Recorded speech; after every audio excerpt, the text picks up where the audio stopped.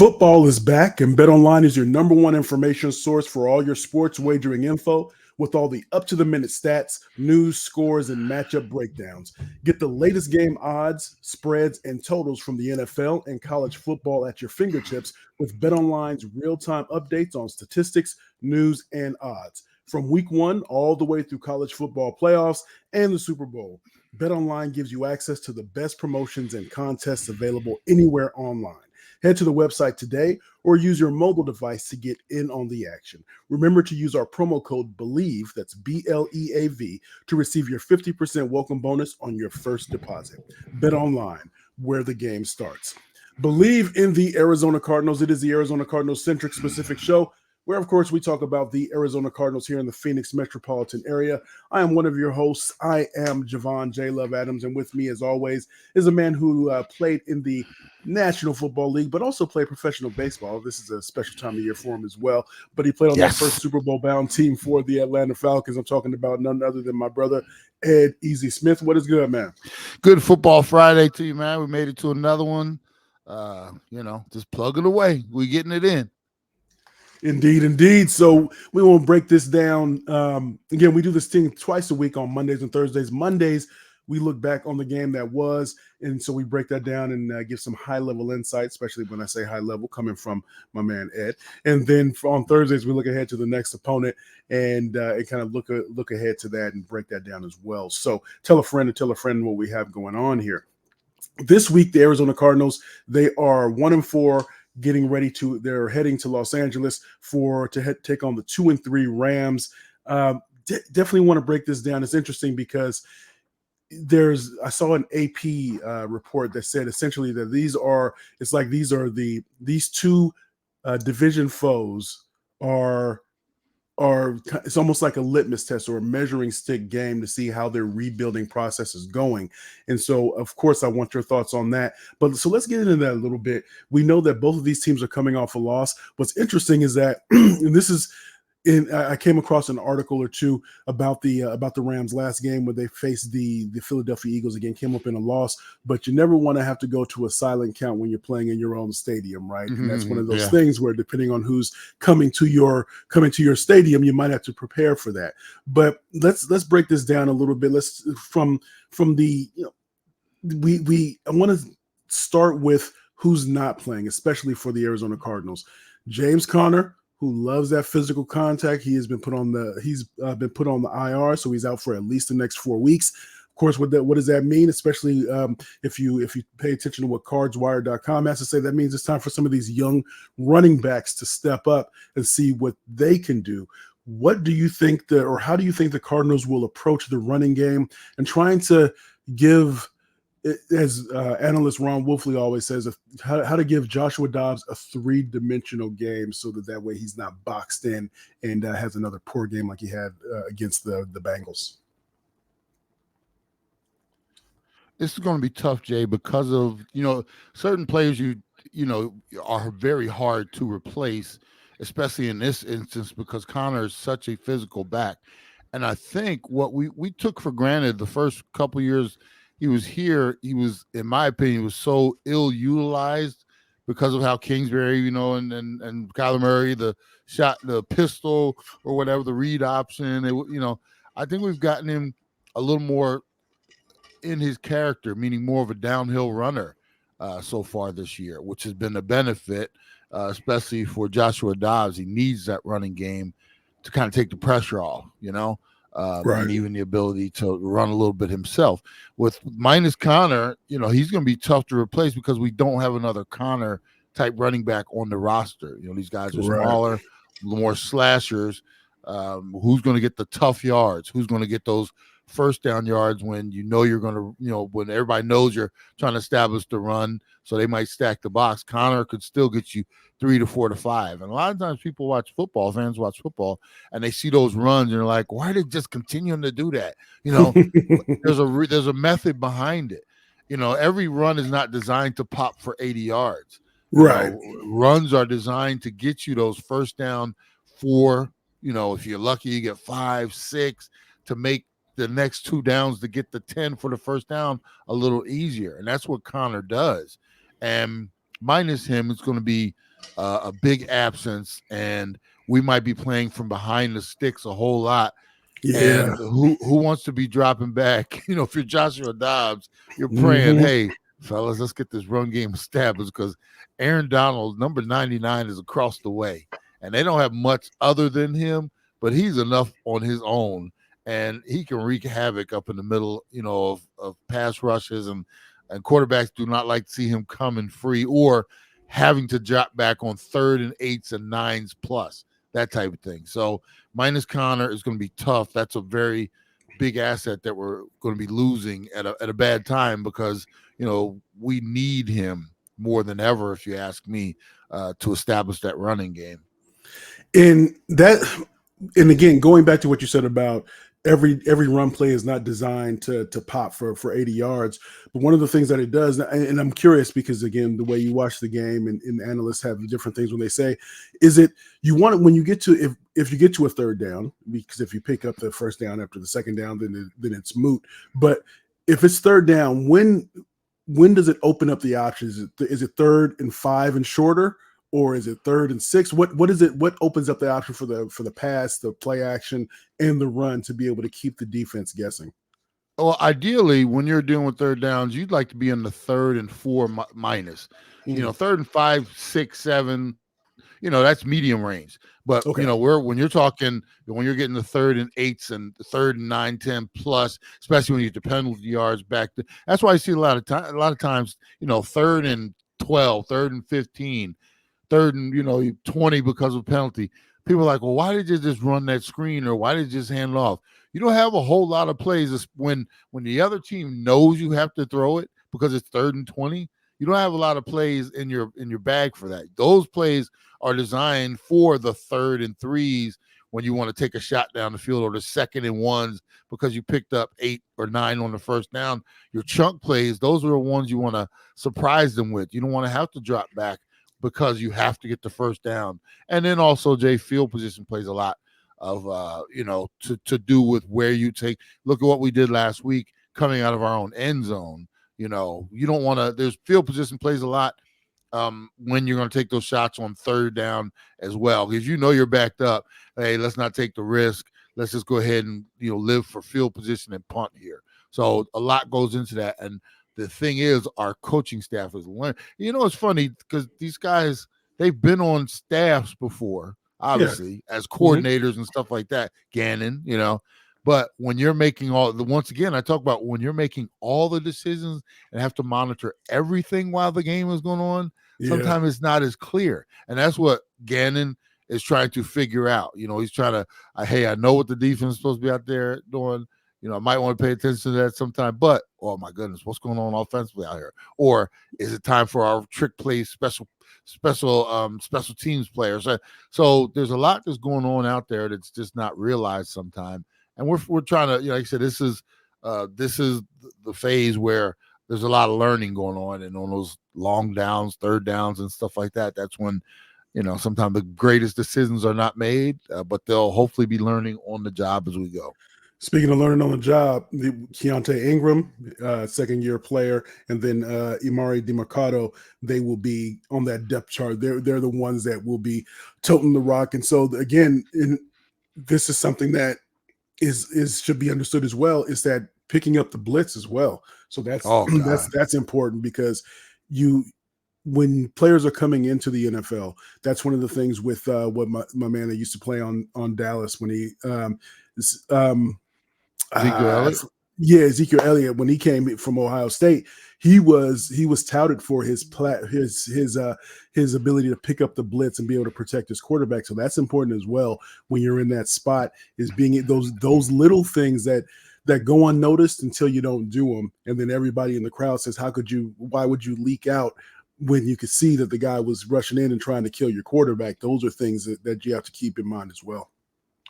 And that's why a lot of times you wonder why they're always shuffling backs in and out, and why we don't sometimes have 3 down backs, is because, some guys are not quite ready for that other part of the game, picking up blitzes and stuff like that. So that's a huge part of the game. That's a great point, Jay, because People think it's not just about running the ball; it's about all your other assignments and recognizing things as well.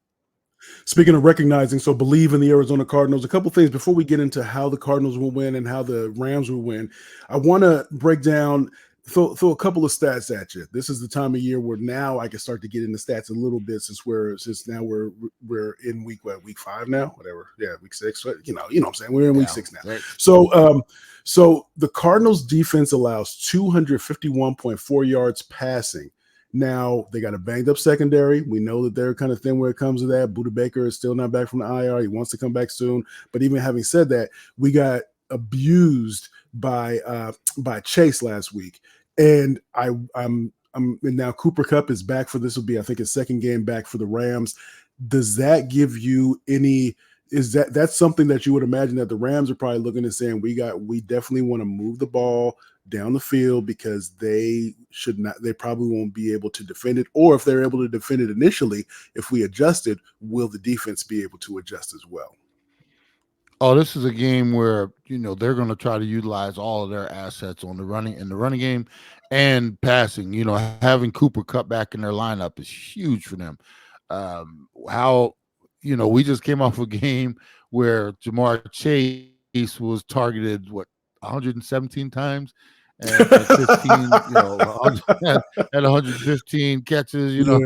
They're going to go to Cooper Kupp as much as possible. They also have that other weapon, Puka Nacua. I finally figured out how to say his name. And then you got their running game. They're a team that's 2-3, Jay, but I had not so high hopes for them. My son's a Rams fan. I was trying to keep him encouraged, but I wasn't so much thinking this was going to be a year that the Rams could be considering even thinking about the playoffs because they're kind of in rebuild mode.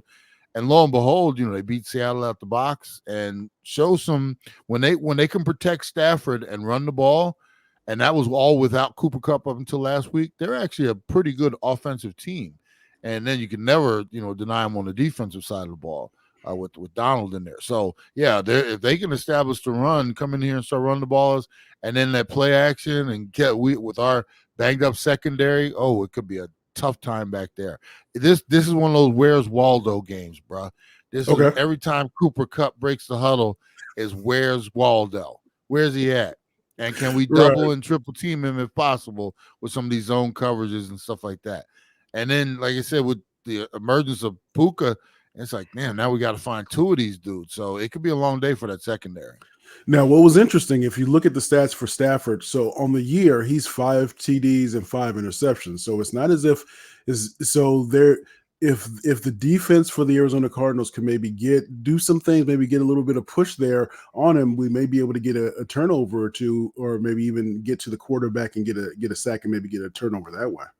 The whole key for this game is, can you rattle Stafford? If you can't, and you allow him to sit back there and pat the ball, and he's the dude that can get it up the field, and also he's not he's prone to the mistakes, but if you let him, those are mistakes when he's rushed into. If you let him sit back there and pat the ball and pick out his spots, he's not afraid to dump it off, but he's one of those quarterbacks, man. You look at some of his throws, he can stretch a defense for sure, and they will take a shot or 2 up the field, especially with Kupp.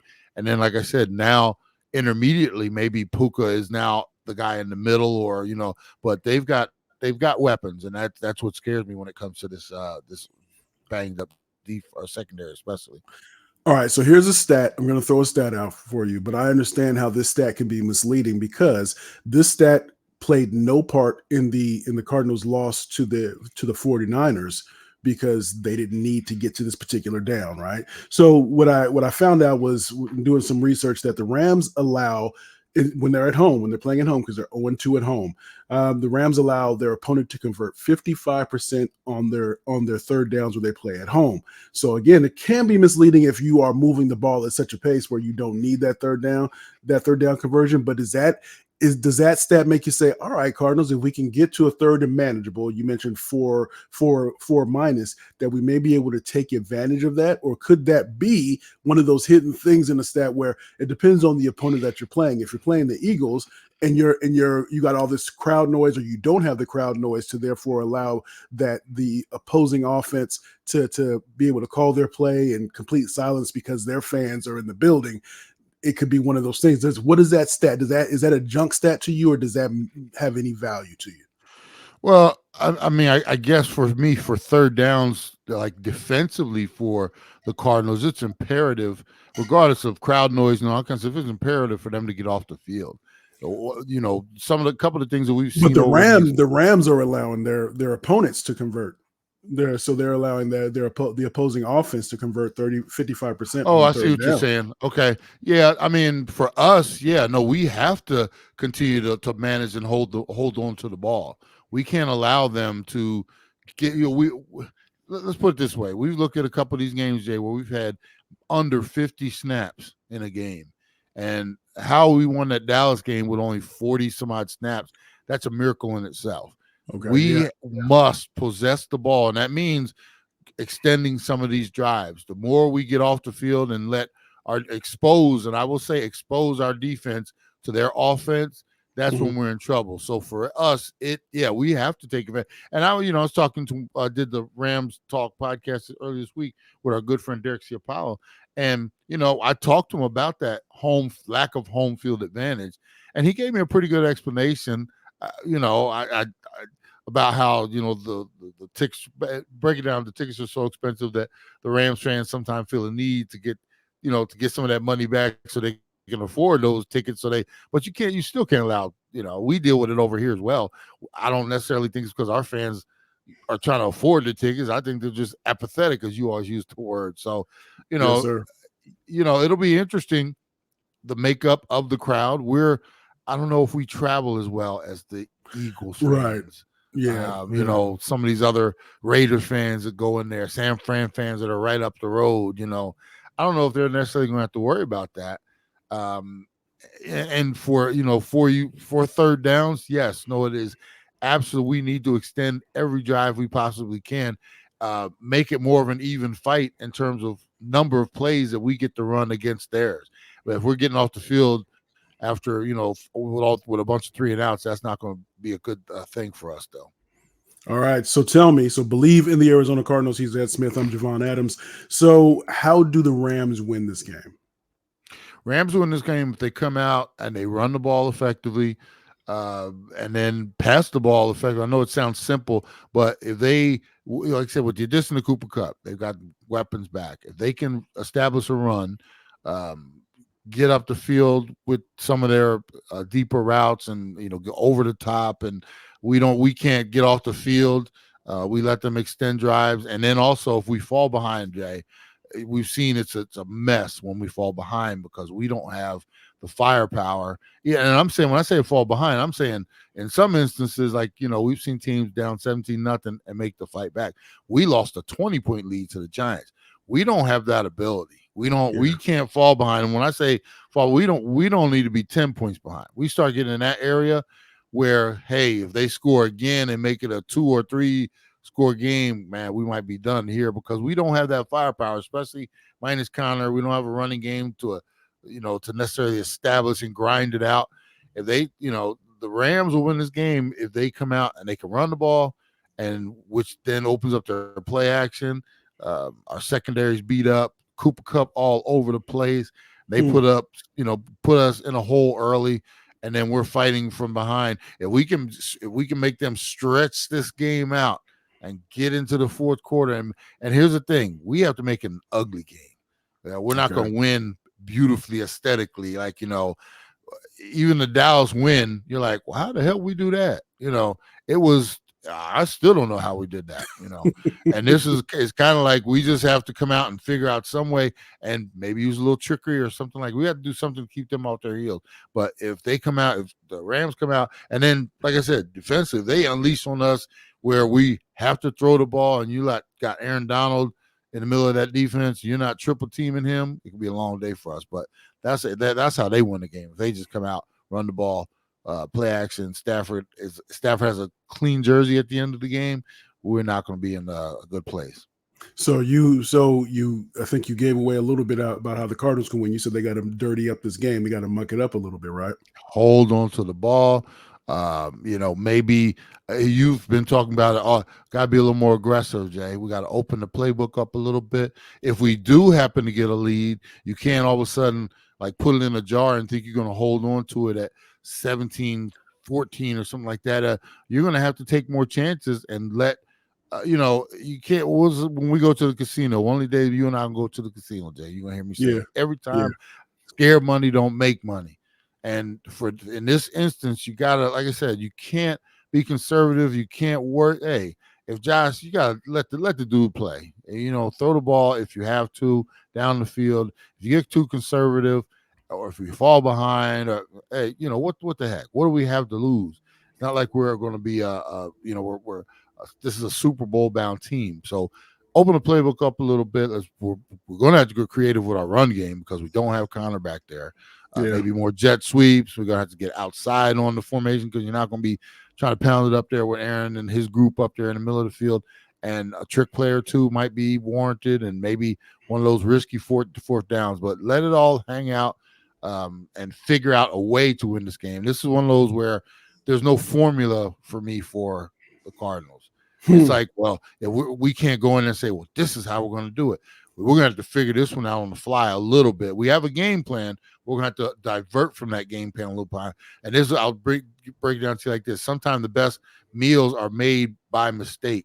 You start off thinking you're going to make something, this dish, and all of a sudden something doesn't taste right, and you grab that funky sauce that we always talk, or seasoning out of the cabinet, and you start just throwing stuff in there, and next thing you know, this is pretty good. But I couldn't tell you how I made it by the time it's all done. We just figured it out. And this is one of those games where Cardinals on the fly might just have to figure this one out. Yeah, and I will say this before we get down to to pick who's going to win. But don't chase the points though, because we saw that last week. Yeah. Again, if you get a good turnover and you're going and you're trying to get don't go for it on fourth when you can take the points. If you can get a field goal, if you can start to rack up those points, you have to take the calculated risk. Don't take the silly risks. So I think that's important as well. So Bleav in the Arizona Cardinals. So now it's time to pick the game. Who do we think is going to win? I think Rams. I'm not there. If you look at a lot of the things with both of these teams, they're kind of even statistically. It's almost a push, but I think Rams maybe minus the Rams by 3. That's what I would say. I know they're favored by 7, but I would say Rams by 3. So maybe 27-24. Who you got? 27-19. I think we put up a good fight. I just don't think we have enough to stop their weapons, especially offensively with Cooper and and Stafford and some of the other things they have. And then defensively, I just think they give us too much trouble up front, especially minus Connor. Like I said, I do think we put up a good fight in this one, but I think the Rams win and cover at 27-19.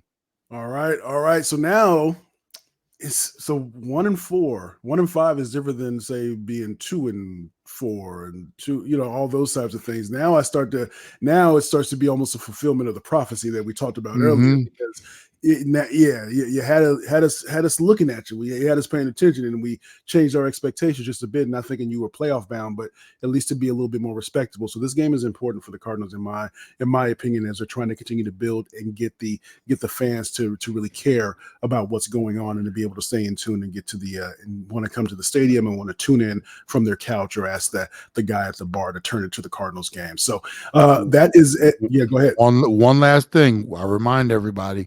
It's not the wins and the losses. It's how they're playing. In my opinion, it's how they're performing more important than the W's and the L's, because, like I said, they're getting beat around like they did last week. They're like, oh, here we go. But if they're in these games, like the Giants game, beating Dallas, even Washington on the road, those are different type of losses. Right. And that one W than, like I said, than last week. Yes, indeed. He is Ed Smith. I'm Javon Adams. We do this thing again twice a week. Tell a friend about what we have going on here. We do appreciate it. It's Bleav in the Arizona Cardinals. And as always, we are presented by Bet Online. And like we always like to say around this time, you can